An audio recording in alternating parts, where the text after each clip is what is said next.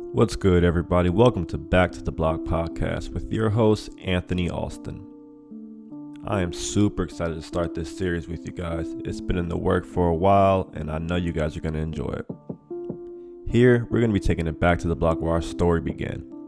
We're going to revisit feelings of uncertainty that we experienced when we lacked guidance, skills, and mentorship.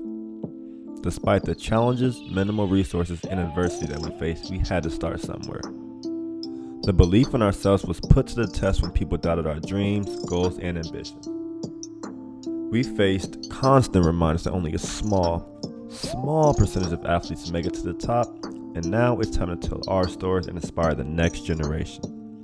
This podcast is for us. This is our platform. Let's take it back to the block. Welcome to the show, a natural bucket getter, someone who scores the ball with ease. Arizona State living legend and Thailand's newest superstar, Trey Holder. Trey joins us on the podcast as we go back in time and talk about the foundation and attention to detail that made him the player that he is today. Trey's legacy at Arizona State will never be forgotten as he is all over the ASU and Pac-12 record book. He is top 5 in career points, assists, starts, minutes, and made free throws. Come on, everybody, let's welcome Trey Holder to the show. Let's take it back to the block.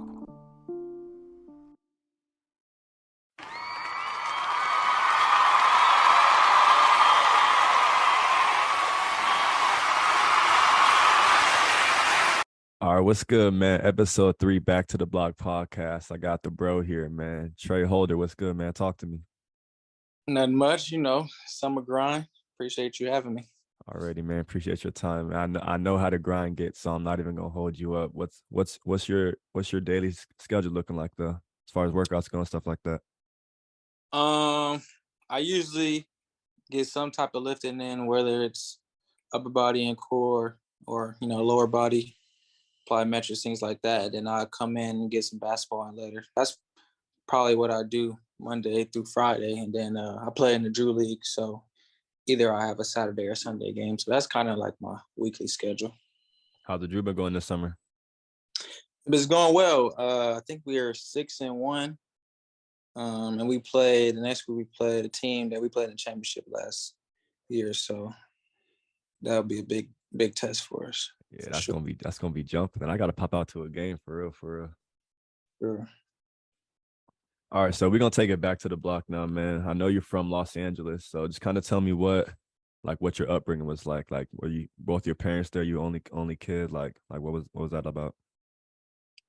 I've been blessed, to be honest. I'm not one of the people that you hear that didn't have one parent. I only had one parent. I had both of my parents in my life. I never lived with both of them, but they were always in my life. My dad is the one who influenced me, put basketball in my hands, and then my mom was always just like my support system, whether that's in school or stuff like that. But it was mostly my dad that was the one that put the ball in my hands. But I had a good upbringing. I was born in LA. I first lived in Hawthorne, then I moved to Culver City.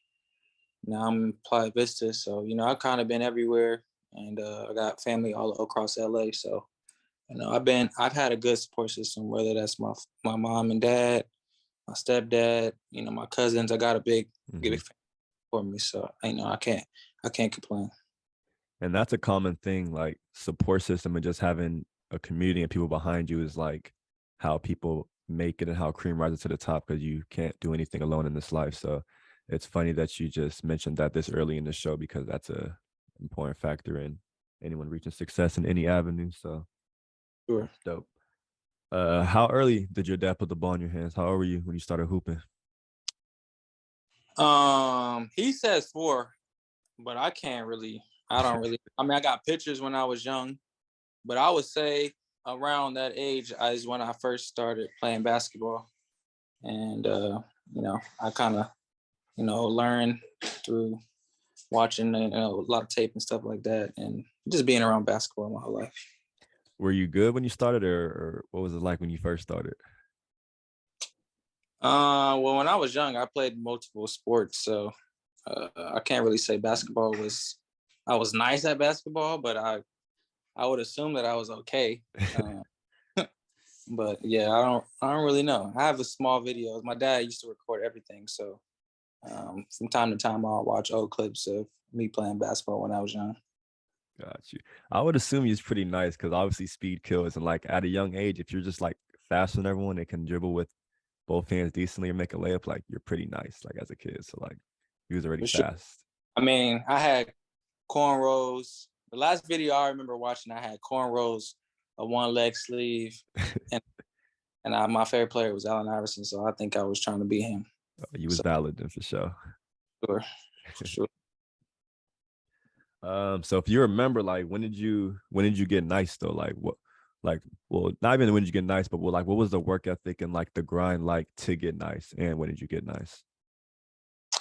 I definitely was a workaholic. I still am. Like, I'm a grinder. Like, I'm not 6'10" with a 7'8" wingspan. Like, I'm a regular human. So I've always had to, you know, do a little bit more than everyone else. Mm-hmm.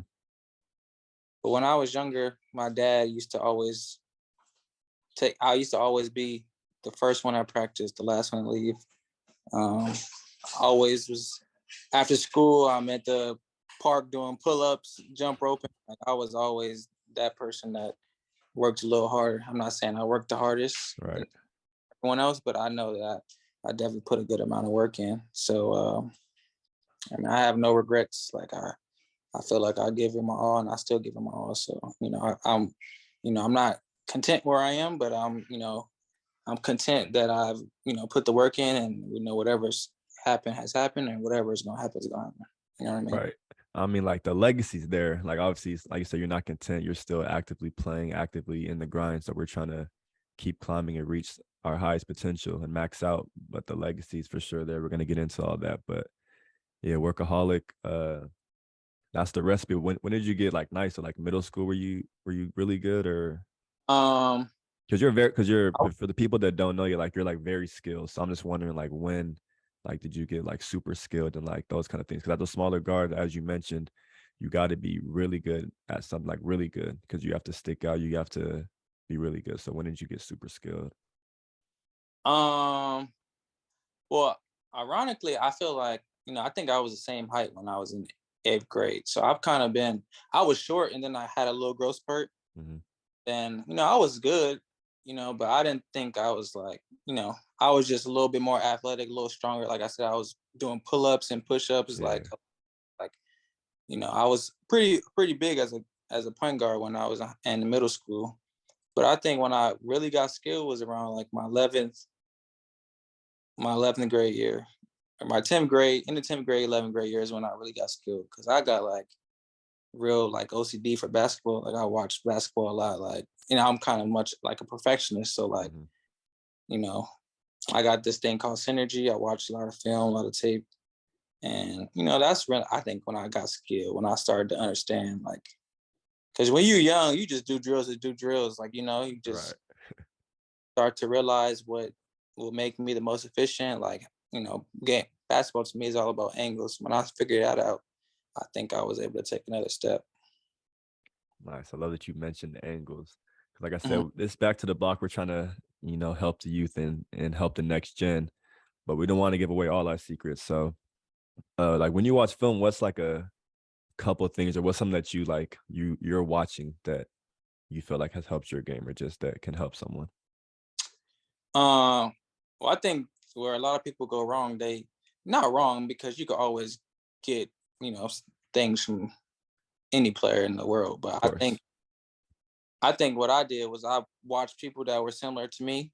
Like, I'm not watching LeBron because I'm not 6'9" and I can't jump over a car or something like that. But I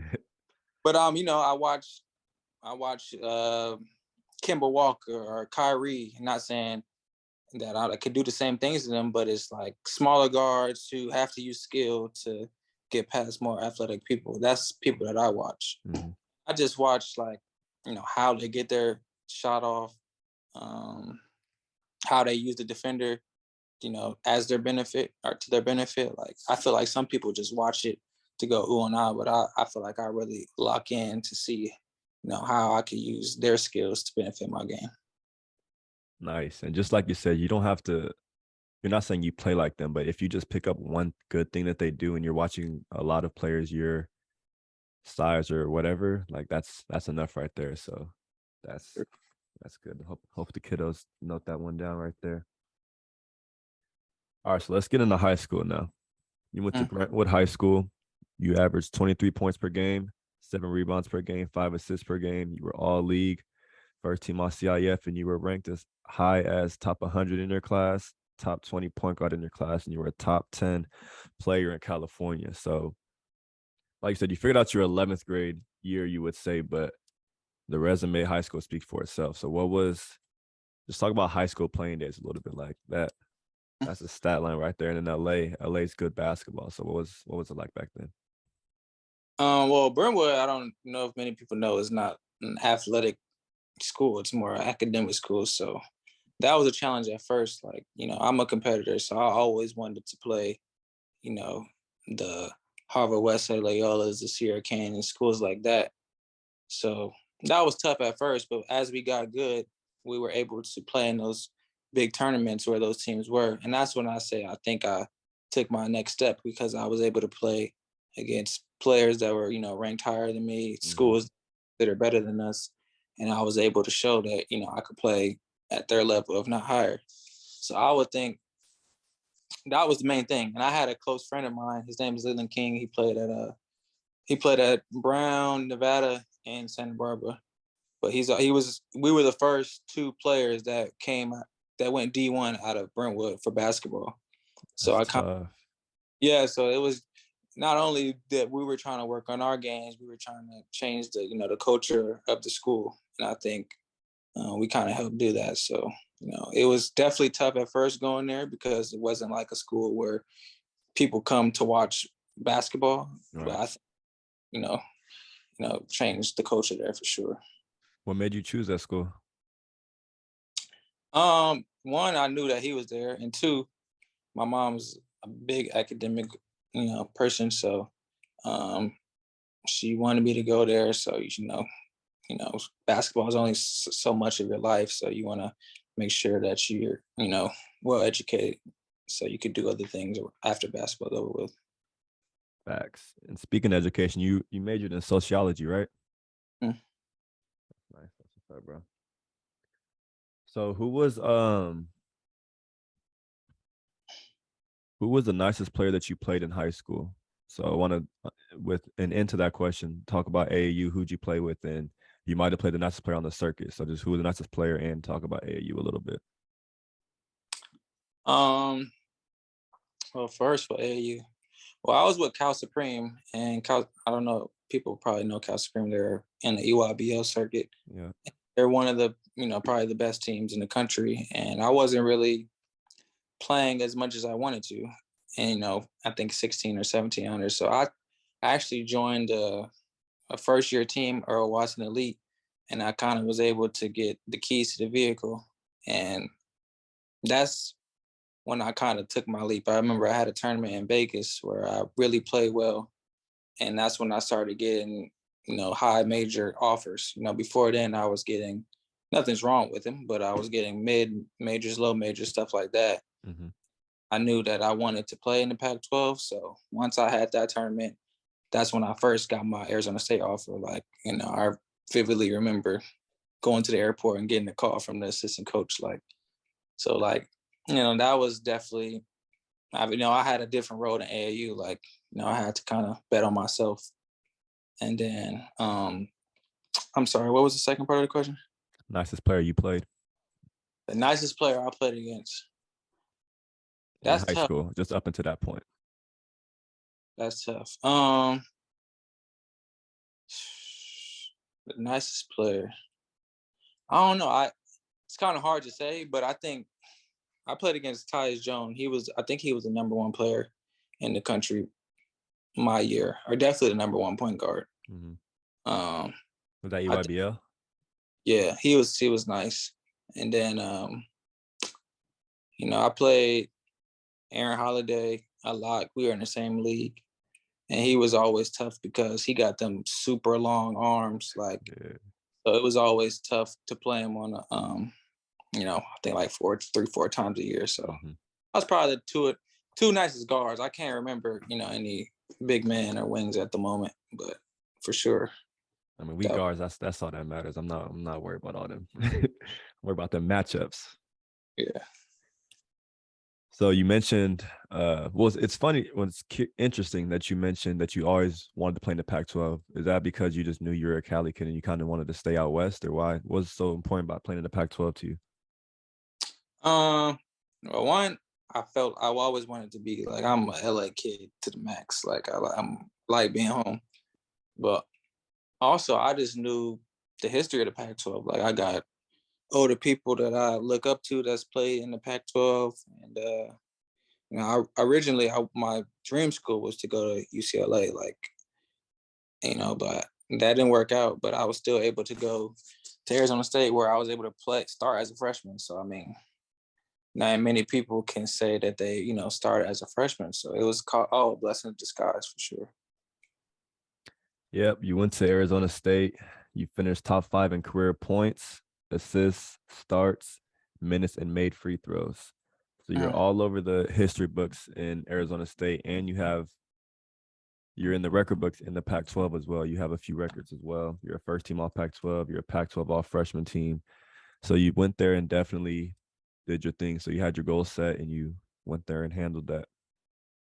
Nah, for sure. I'm not gonna say like it was going there was peaches and cream, but I definitely feel like I worked for everything. Like I said before, I'm a grinder, and I had to prove myself. I mean, the coaches that recruited me there, got fired the first year, so I had to make a tough choice going in my sophomore year if I wanted to stay or go to another school. But I felt like, regardless if I go here or there, I'm gonna face some type of adversity. So, I stayed there, and it worked out. Like, I think I played the most minutes in school history there. So like Yeah.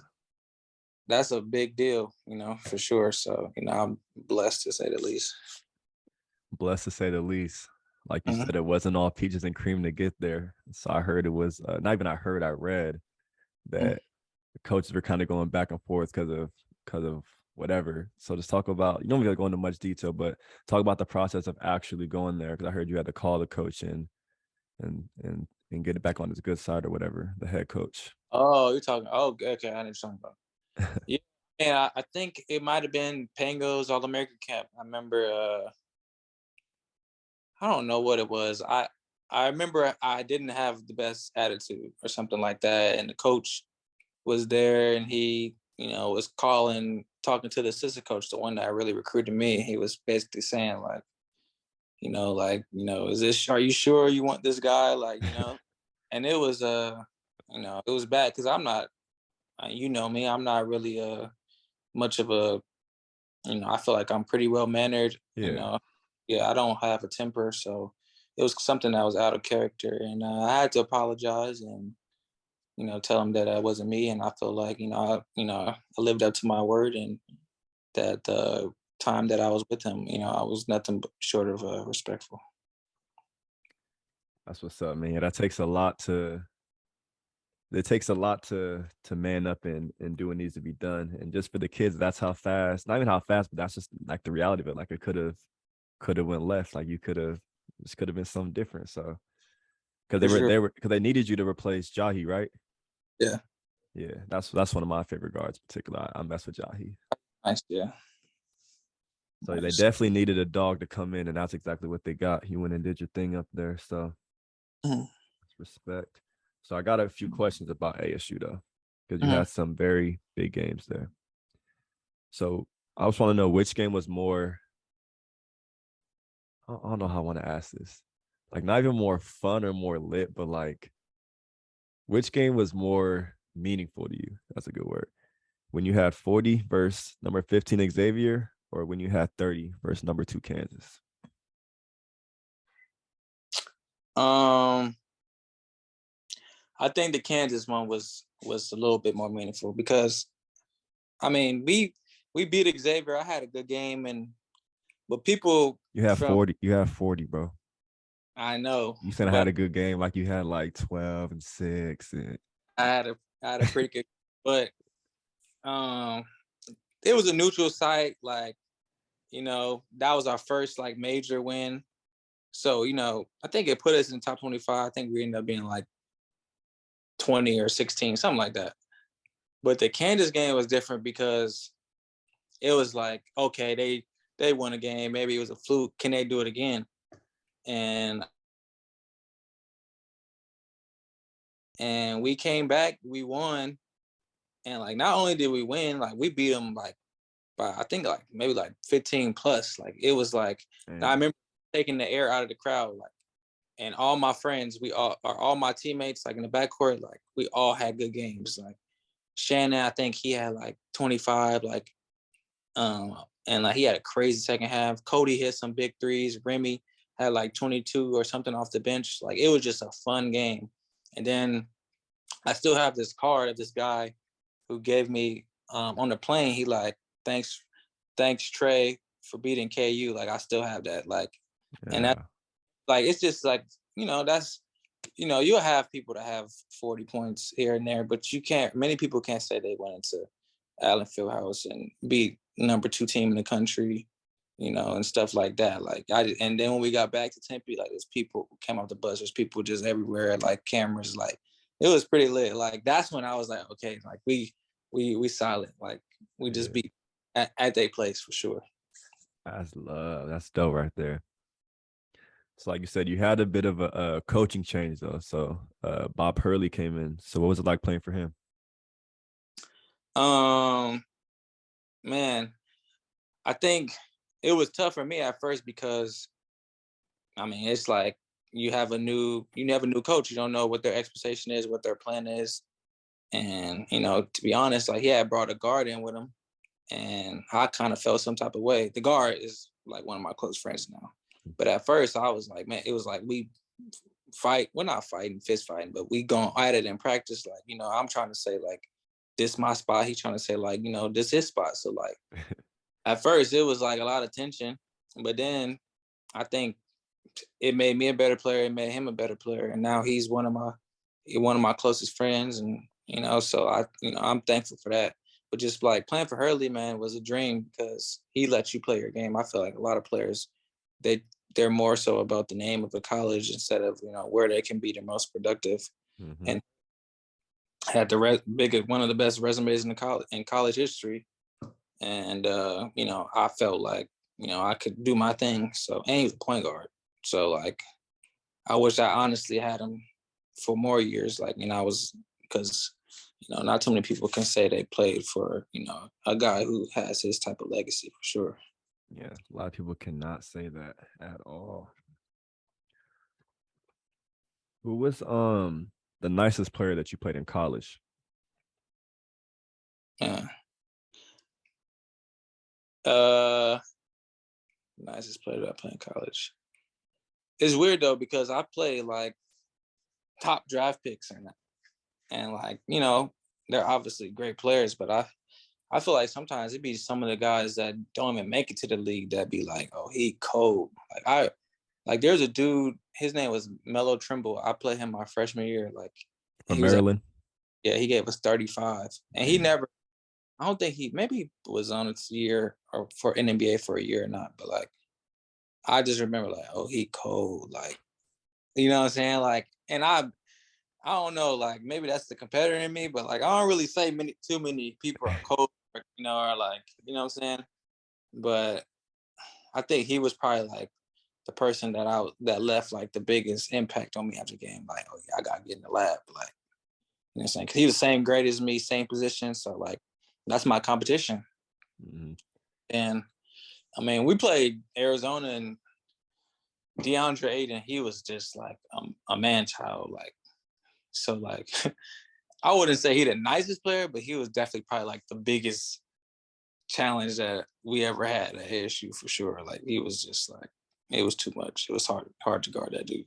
Yeah, I remember some clips of him. He was going crazy because he went to school in Dago for a little bit, so I was already familiar with him. So I was following him. He definitely was going crazy out there.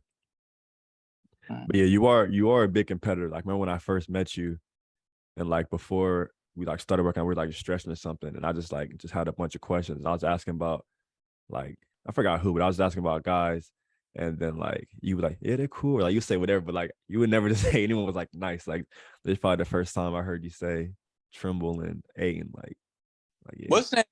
And before he hurt his shoulder, people don't realize Markel Fultz, because he was like, I think he averaged like 20 something that year, like, and he could shoot back then. Like, I mean, I don't shoot now, I don't really be paying attention, but I before, like when he had that stuff with his shoulder, bro, he was nice. 'Cause he was like 6'5", long arms, athletic, can shoot. Like, so he was a problem too. But I'm telling you, Melo Trimble, he left that like, oh, he nice. Like he was hitting everything, and he was like killing as a freshman, like on a team that was good. Like Maryland was nice that year. Yeah, I remember that. Hey, so you think Fultz's shoulder was like a not was fake, but it's like a real thing, like he's like a different player now type thing? Um, well, I think it's a nerve thing. Well, because I had a shoulder problem too, and a lot of shoulder stuff. Like mine probably wasn't. He probably had more stuff that went wrong with mine, but like that, it's a lot of. And his was a shooting shoulder, so like I remember when I first came back, like you're scared to like do a floater or scared to like bump somebody because you just don't want it to get hurt again. But I think his is like more than an injury for sure. I think something's like there was like a baseball player who had a similar thing where like he couldn't pitch the same because of a like nerve or like some mental thing. Like so for sure, I think it's gotten better. I think from what I've seen on Instagram and stuff. Yeah, I mean he's figured it out obviously at this point a little bit, but like yeah, he's for sure plays different a little bit. Mm-hmm. All right, it's the last Arizona State question, then we're gonna get into the pro life. So is it safe to say Harden's like the best player to come out of ASU? Yeah, I mean he's definitely the most like highly touted. Yes, for sure. Do you have any relationship with him? Like, does he come back to the school and tap in with the younger guys and stuff like that? Yeah, when I was going to school there, he would always be there in the summer. So got to hang out with him a couple times, work out with him a couple times, and like, man, people don't realize how good of a person he is. Like, he's MVP, superstar, lead scorer, but he just like he gonna treat you just like he was a regular person. And so, I mean, I'm blessed to be able to, when I see him, it's all love and stuff like that. So, for sure. That's dope, man. So you're done with college. You obviously did your thing there. So you got some league looks. Let's talk about some pre-draft workouts and what the draft experience kind of was like for you coming out of college. Um, well, I remember my agent, he was like, there's a couple teams in the late second round that can potentially sign you or draft you. And I didn't even watch the draft, to be honest. Like, I kind of had a feeling that it wasn't going to go the way I wanted to. But, there's, that doesn't mean it's the end of the world. So but I had workouts with, I think like 9 teams, Lakers, Magic, like the Texas teams, Sixers, some other teams, but Phoenix, yeah, Magic. I think if I didn't say them, but it was definitely like a amazing experience. Like you're a kid, you go into the Lakers arena, you see their trophies, you see the locker room where everybody names in it. It's like, damn, you like this close. So like, it was definitely a great experience for sure. Like, and after that, I didn't get drafted, but I had signed a deal with the 76ers. And then it didn't really pan out the way I wanted to, but I feel like, everything happens for a reason. So I kind of think it helped shape the way I came out that following year. So I know you played in Italy, Germany, Poland for a little bit, and you've been playing in the G League as of recent with the Birmingham Squadron and the Westchester Knicks. So just talk about the decision to go overseas and just brief up on your just overseas experience and just thoughts about it. Man, some would think that I'm against overseas, but I'm not against it. It's just everything. Like I first got injured over there. Like I've never got injured ever in my career. Like so, like that happened, and then when I went the second time, COVID happened. So like I never really found a good rhythm over there. So I thought that it's best to stay close to home. And last year I played for two teams, the Birmingham team, which was kind of a struggle because I didn't play as much as I wanted to. But I know there's the business side of it. They had two guards that were on two ways in front of me. So, when my opportunity was there, I feel like I did well when everyone was getting caught up.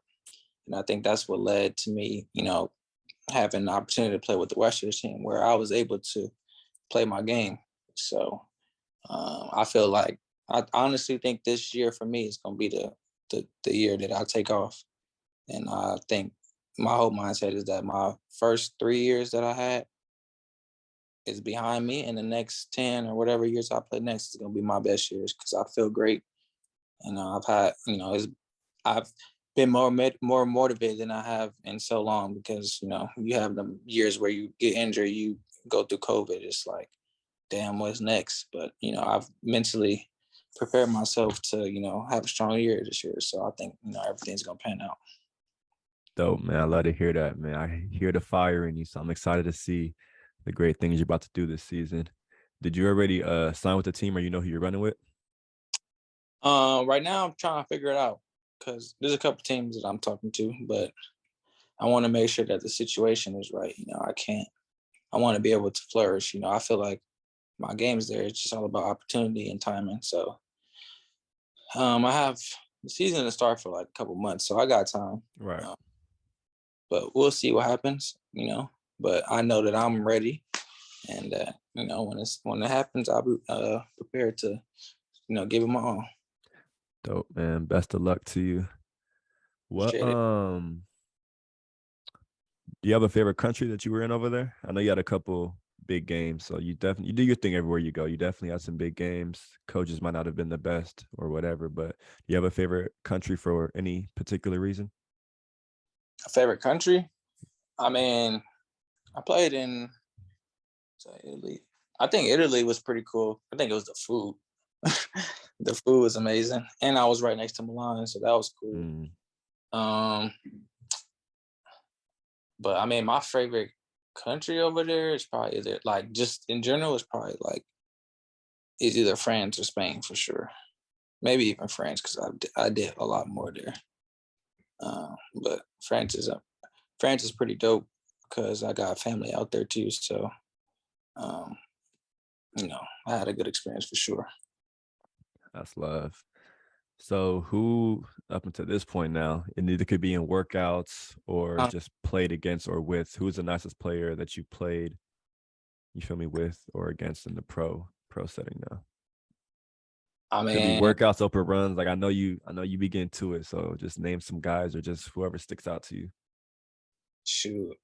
I mean, the nicest. He probably not the best. The best player I played, like worked out or played against, I guess, is KD. But the nicest player to me, like the most skilled person, is definitely Kyrie. Mm. And I opportunity to be in the same gym with him, so that was for sure a blessing. But I played against when James used to come back in summer. We used to play pickup, and I used to work out with him. So you can't even say he not the most skilled. He averaged 36 points in the league. So like, I'm not gonna lie, like being in LA, you get the opportunity to play against great players in the Drew League, stuff like that too. So I've played against my fair share of good players for sure. But I would think, I don't know, maybe I'm being a little biased, but I think Kyrie was like the nicest. I mean, he's definitely valid. So like that's Mm. that. All right, so we got about 3 more minutes, then we about to call this a wrap, man. So I just want to touch on Thailand. So let's talk about when you got your passport and then just that brief experience. You got a couple medals over there. You went and putting them on the map. You're doing your thing. So let's talk about that a little bit. Yeah, so I got my passport, I think like a year and a half ago. And it was just like a random thing. Like my mom and my grandma wanted me to get it. Didn't really know what I was getting. Obviously it was so I can go there and Hmm. that's my motherland. So like I wanted to get it, but like I actually have a friend who played. I don't know if you know Tyler Lamb who played at UCLA. I know of him. Okay, well, he's just like me. He's black and Thai. Mm. So he's played on the team before, and he had reached out to me earlier in the year and was asked if I was interested in it. And when he first told me about it, I really, didn't think much of it. I was in season, like, I was just locked in. So I don't know. But then in the summer, when I started talking to the GM and stuff, like, I was like, man, like my mom always wanted to go out there, like, with me. And like, why wouldn't I want to go there and have a chance to compete for a medal for the country? So Right. um I did it, and it was probably one of the best experiences I ever had in my life. Like that's probably my favorite place I ever been to. Wow. That's Yeah, dope. like I said, my favorite country, but in all the world, for sure. Like that, the food is amazing. It's cheap. The people are amazing. Like it's beautiful. Like, and we won a gold medal. It was the first gold medal that they ever won in history. So like, it was definitely like meaningful to be there. I wasn't just like on vacation or just in Thailand. Like, not only did I get to explore and see stuff, I was also able to help the country, win a gold medal. Like, and that's always gonna be there. Like, and I was part of the team that was the first one. Like, so like, it was an amazing experience, and if I would never decline to play for them if I'm free. Like, they, it was amazing, bro. I can't lie. That's goaty. And like I said, I obviously had to do my research. So I'm seeing 40 balls. I'm seeing a lot of buckets. Like no matter where on the earth you go to, you get into it. And like I said, I'll do my research. I'm looking at the clips and I'm seeing like a lot of names on the screen. So what's this other name I just found out about?